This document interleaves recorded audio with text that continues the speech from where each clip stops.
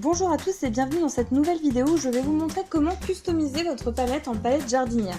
Donc en première étape, vous allez vous équiper des matériaux nécessaires et notamment d'une palette, de papier ponce, de lasure, de grillage, de moule en silicone, de fleurs ou de plantes aromatiques et d'ardoise. Donc étape 1, vous allez commencer par poncer votre palette en recto verso.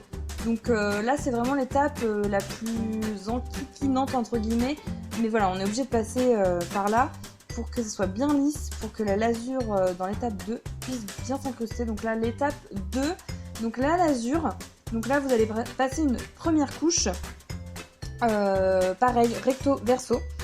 Et ensuite vous allez reponcer légèrement, je vous le montre pas là mais je vous le dis, il va falloir faire dans un second temps un deuxième petit ponçage léger, petit coup de chiffon pour enlever la poussière et relasure pour que ça prenne bien et que ça évite de moisir, enfin que le bois pourrisse à l'extérieur. En étape 3, du coup, c'est l'étape du grillage. Donc moi je me suis équipée d'une agrafeuse électrique. Alors, il va falloir vous équiper aussi d'un mètre et d'un sécateur, pardon. Donc là je prends la mesure, il me semble que ça doit faire à peu près 12 cm. Je suis plus très sûre, mais ça doit être ça. Donc là je le découpe au... J'ai un problème avec ce mot là, c'est un truc de dingue. Je le découpe au machin, ça va me revenir. Voilà, donc ensuite je pose le grillage. Si vous n'avez pas de... Et ce que je peux tout à fait comprendre, puisque c'est pas vraiment dans nos habitudes d'avoir une agrafeuse électrique chez nous, mais si vous n'en avez pas et si vous n'avez pas moyen d'en trouver une dans votre entourage, quelqu'un qui est assez bricoleur et qui en a une, vous pouvez utiliser un marteau avec des petits clous, ça fera aussi son affaire et ça fera un petit effet aussi sympa, des petits clous ronds mignons que des agrafes. Donc voilà, on les verra pas non plus extrêmement... Enfin on les verra pas beaucoup mais bon. Donc là je vais mettre du grillage sous mes blocs qui vont me servir en fait de bac à fleurs. Et là je mets du grillage pour pouvoir protéger mes petits bacs par la suite pour qu'il y ait un petit support. Après c'est pas une obligation mais par sécurité c'est quand même mieux. En plus une fois que vous avez acheté le rouleau de grillage, bon bah écoutez hein, j'ai envie de vous dire autant l'utiliser quoi. Donc là pareil, coup de sécateur, ça y est je l'ai retrouvé ce mot.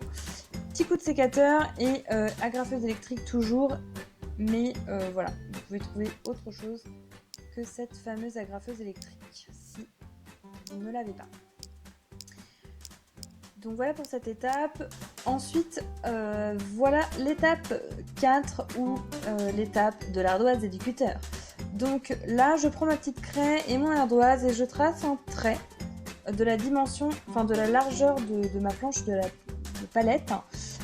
Et je vais passer mon cutter à plusieurs reprises pour pouvoir former, pouvoir creuser un peu l'ardoise sans la casser parce que c'est quand même une matière assez fragile, faut le dire. Donc là j'insiste. Et ensuite je vais la retourner et je vais faire la même opération de l'autre côté pour que ce soit vraiment facile à se détacher parce qu'après vous allez voir petit coup sec et ça se détache. Voilà, donc moi l'ardoise, je l'ai chippée dans mon jardin. Voilà, là, hop, petit coup sec pour pouvoir détacher l'ardoise. C'est pas une perfection, c'est pas la perfection. Hein. Je vais pas vous dire que ça c'est au carré, mais ça fait sa petite affaire. On reste quand même dans une créa qui va vivre en extérieur. Je dis pas que pour ça, faut pas que ce soit parfait, mais voilà, ça a tout son charme aussi que ce ne soit pas régulier et carré. Donc voilà, n'hésitez pas non plus à faire comme bon vous semble et pas forcément faire des choses rigides. Moi, donc, ce que je vous disais, c'est que j'en ai trouvé dans mon jardin parce que j'ai une toiture en ardoise et ça traînait. Après, peut-être que dans vos entourages, si vous levez un peu la tête, peut-être qu'il y a moyen d'en trouver aussi par chez vous sans pouvoir pour autant, sans devoir l'acheter quoi. Donc voilà pour ça. Ensuite... Donc cette étape-là, vous allez coller votre petite ardoise donc à l'aide d'un pistolet à colle et d'un tube de colle. Je pourrais vous mettre les références en backup. Donc voilà, vous mettez la dose pour que ça tienne, parce qu'après ça va quand même vivre en extérieur. Donc voilà, là j'ai utilisé ça, c'est plutôt pas mal, ça tient bien. Je vous mettrai vraiment les références en bas. Voilà, vous retournez et là vous collez, vous restez un petit peu de temps dessus. Et nous voici à l'étape 5. L'étape 5, donc, c'est le fameux moule en silicone, le fameux moule à cake en silicone que je remplis de terreau. Mais là, vous voyez, au fond, j'avais percé 3 petits trous. Et c'est l'étape où vous prenez votre ciseau, vous pincez votre moule à cake, vous le perforez avec une perforeuse, enfin voilà. J'ai complètement oublié de vous montrer cette étape-là. Coucou maman qui range derrière. J'ai complètement oublié de vous montrer cette étape parce que j'étais à fond quoi et je me suis dit mince à la fin j'ai oublié. Mais c'est pas grave, je vous le dis, il faut faire 3 petits trous avec un pic à brochette sans se transpercer la main ou autre, un ciseau, vous pincez le silicone, vous coupez, vous prenez une perforeuse, enfin... Il y a beaucoup d'astuces pour faire 3 trous dans un moule en silicone et c'est franchement simple. Là je rempote voilà, ma fleur. Et maintenant, je vais installer pour le bouquet final mes pots sur ma palette. Et là, je flippe parce que il y a une guêpe dans ma ciboulette. Donc, j'ai dû mettre à peu près 5 minutes avant d'attraper la ciboulette. Hein, parce que là, j'étais en flip complet de me faire piquer. Et voilà. Et là, j'installe mes petites fleurs. Voilà. Vous avez vu, j'ai écrit déjà les noms sur les petites ardoises.